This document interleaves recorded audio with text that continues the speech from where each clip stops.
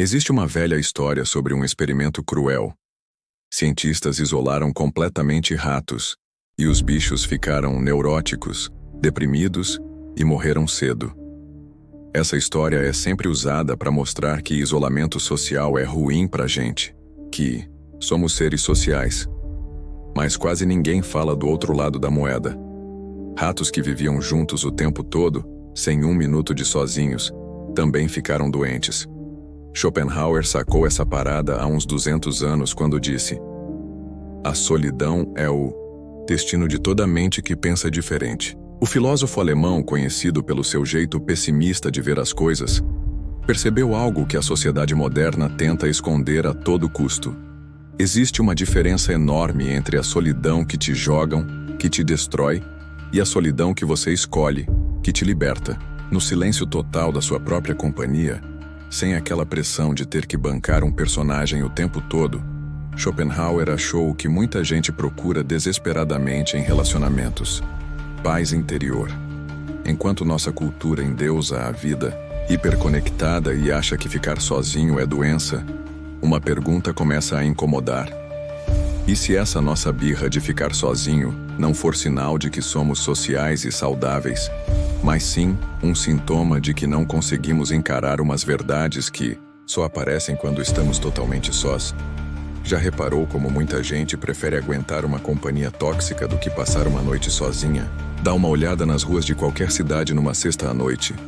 Um monte de gente amontoada em bares barulhentos, muitos claramente desconfortáveis, mas mesmo assim preferindo essa agonia ao silêncio do seu próprio lar. Esse comportamento mostra uma coisa preocupante sobre como lidamos com a solidão. Schopenhauer viu essa aversão ao isolamento como um sinal de um vazio profundo dentro da gente. A maioria das pessoas é tão pobre por dentro, escreveu ele, que poucos se importam com a qualidade da companhia, contanto que tenham alguma. Essa observação é dura, mas mostra uma verdade incômoda. Muitas vezes a gente não busca companhia porque quer uma conexão de verdade, mas sim para fugir de nós mesmos. O filósofo alemão percebeu o que a psicologia moderna confirma hoje. A dificuldade de ficar sozinho muitas vezes esconde um medo maior de encarar pensamentos, sentimentos e verdades pessoais que só aparecem no silêncio.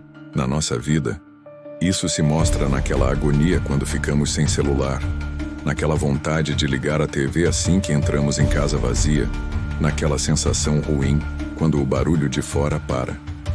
Essa fuga constante tem uma explicação na nossa evolução.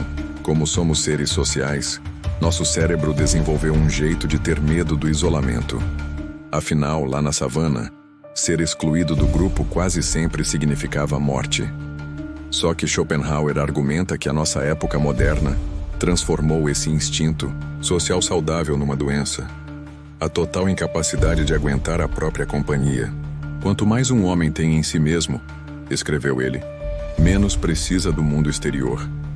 Essa frase sugere que essa nossa birra de ficar sozinho pode ser um sinal claro de como estamos vazios por dentro. As pessoas que não aguentam o próprio silêncio geralmente são as que menos se esforçaram para cuidar da própria mente e do próprio espírito. Os mecanismos psicológicos dessa fuga são bem interessantes. Quando estamos sozinhos, encaramos o que o psicanalista Winnicott chamou de capacidade de estar só. É uma habilidade que a gente desenvolve na infância, mas que muitos adultos nunca dominam de verdade. Sem as distrações de fora, começam a surgir umas perguntas existenciais que incomodam. Quem eu sou quando ninguém está olhando? O que eu realmente quero da vida? O caminho que eu estou seguindo combina com o que eu realmente acredito? Para muita gente, essas perguntas são insuportáveis, porque as respostas podem bagunçar aquela imagem social que a gente construiu com tanto cuidado. É mais fácil correr atrás do próximo encontro, do próximo relacionamento, da próxima festa, qualquer coisa para calar aquela voz interior que questiona nossas escolhas mais importantes. E assim a gente cai na armadilha que Schopenhauer percebeu. A gente confunde agito social com conexão de verdade, barulho com significado, aprovação dos outros com valor real. A solidão é o berço do gênio, disse ele. O estado natural, de todo aquele cuja inteligência se destaca da mediocridade. Sem uns momentos de isolamento por vontade própria, fica quase impossível desenvolver um pensamento original, um autoconhecimento verdadeiro ou uma autonomia de verdade. O primeiro passo para sair dessa armadilha é reconhecer esse padrão na sua própria vida. Preste atenção em quando bate aquela vontade de fugir da solidão. Observe a ansiedade que aparece quando o barulho de fora some. Pesquisas recentes em psicologia mostram que Schopenhauer estava certo. O isolamento voluntário ajuda a gente a processar experiências emocionais complexas, a guardar as lembranças importantes e a mudar umas crenças que não fazem mais sentido. Gregory Feist, um pesquisador da psicologia da criatividade, mostrou como a solidão está sempre ligada a um pensamento mais original e a uma independência intelectual maior. Essa parte transformadora da solidão quase não aparece na nossa cultura, que mede o valor de uma pessoa pela quantidade de amigos, seguidores e curtidas. Como Schopenhauer observou com ironia, a companhia que um cara mantém geralmente é a melhor forma de medir o valor dele. Quem consegue se sentir bem sozinho, raramente se sente obrigado a sacrificar o que acredita para ter a aprovação dos outros. Diferença crucial que Schopenhauer faz, e que quase sempre ignoramos hoje em dia, é entre a solidão que te jogam e a solidão que você escolhe. A primeira com certeza causa sofrimento. A segunda oferece um potencial de liberdade que quase ninguém reconhece. Estar consigo mesmo, ter a si próprio como companhia, conversar consigo mesmo, escreveu ele, é um privilégio do homem instruído. Essa capacidade de escolher a solidão, longe de ser uma doença, é uma parte essencial da maturidade psicológica. Vários pensadores importantes mostraram isso com a própria vida. Montaigne, o grande escritor francês, se isolou numa torre na sua propriedade para escrever uns ensaios que mudariam o pensamento ocidental.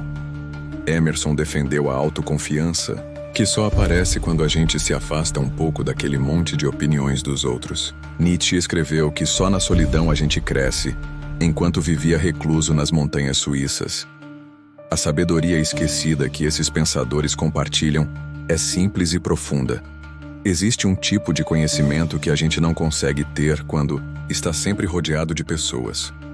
Umas verdades que só aparecem quando paramos um pouco de bancar um personagem social e encaramos a realidade nua da nossa própria existência.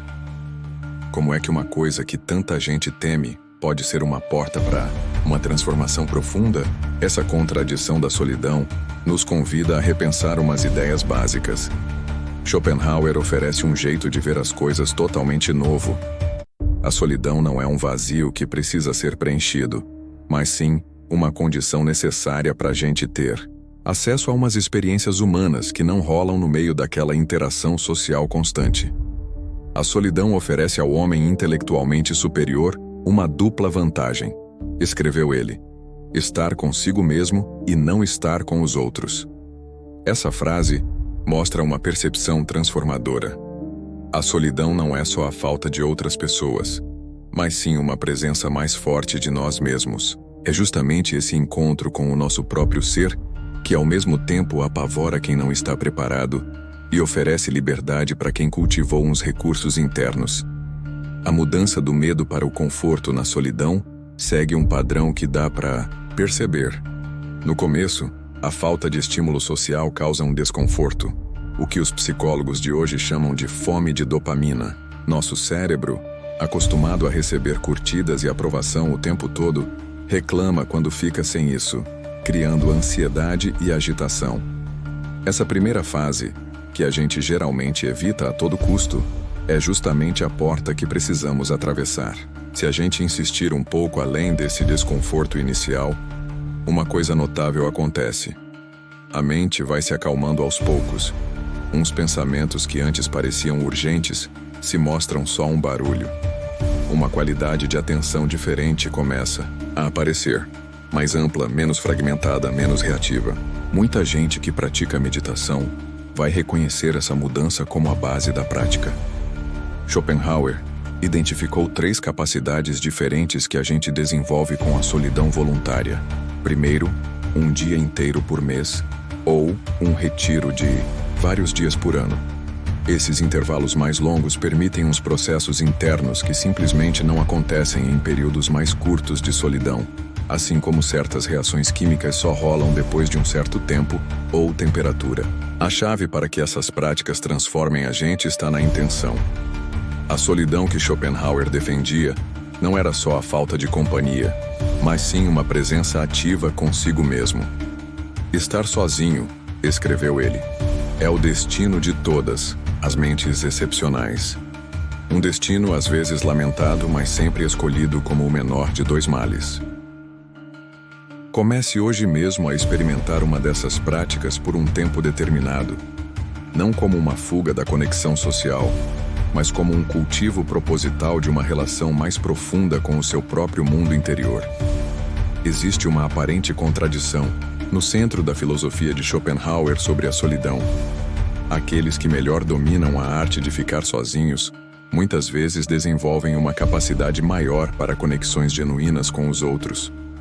Esse fenômeno, que parece estranho só na superfície, revela a verdade fundamental sobre a natureza das relações humanas autênticas. Ninguém pode ver além da sua própria experiência, observou Schopenhauer. Essa percepção ilumina como uns períodos de solidão contemplativa enriquecem a nossa capacidade de entender de verdade os outros. Quando nos tornamos observadores atentos da nossa própria mente, dos nossos desejos, medos, projeções e padrões, naturalmente desenvolvemos uma percepção mais apurada do mundo interior alheio. O neurocientista contemporâneo Daniel Siegel descreve esse processo como o desenvolvimento de uma mente relacional, a capacidade de perceber ao mesmo tempo os nossos próprios estados internos e os dos outros. Essa habilidade, fundamental para a empatia genuína, paradoxalmente floresce não através de uma exposição constante a interações sociais, mas através da autoobservação atenta possível, apenas na solidão. Quando permanecemos constantemente imersos em relações sociais, muitas vezes desenvolvemos o que Schopenhauer chamaria de personalidade reativa, uma identidade moldada principalmente pela resposta às expectativas e aos julgamentos externos. Esse modo de ser, inevitavelmente, cria relações caracterizadas mais por uma necessidade mútua do que por uma apreciação genuína. A maioria das amizades, observou ele com acidez, são o naufrágio de navios que colidiram. Em contraste, aqueles que cultivam um conforto na sua própria companhia desenvolvem o que os psicólogos contemporâneos chamam de segurança interna, um senso de valor próprio que não depende da aprovação dos outros.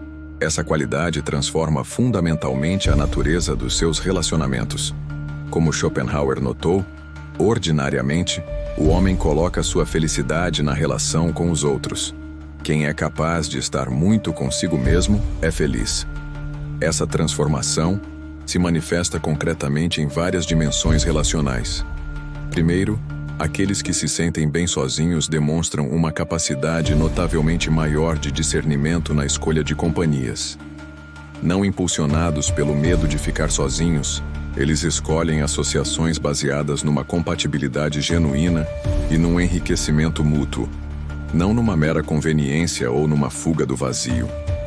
Como observou Schopenhauer, é melhor estar sozinho que em má companhia. Segundo, eles desenvolvem uma capacidade ampliada para uma presença autêntica. Não fragmentados por uma necessidade constante de aprovação ou por um medo de rejeição, eles podem oferecer uma qualidade de atenção raramente encontrada em interações sociais típicas. Essa presença cria as condições para o que Martin Buber chamaria de encontros genuínos, momentos de conexão não instrumental, onde o outro é plenamente reconhecido na sua humanidade irredutível. Terceiro, eles demonstram uma resiliência relacional notavelmente maior. Conflitos, desentendimentos e períodos de distância emocional, inevitáveis em qualquer relação significativa, não ameaçam fundamentalmente aqueles que encontraram uma suficiência na sua própria companhia. Essa resiliência permite, paradoxalmente, uma maior vulnerabilidade e honestidade.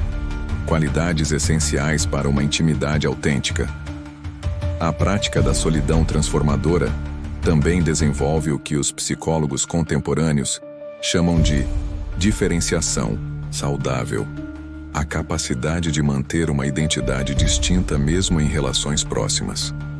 Como observou Schopenhauer, ninguém pode estar mais só do que quando em companhia de outros, cujas prioridades e perspectivas diferem fundamentalmente das suas.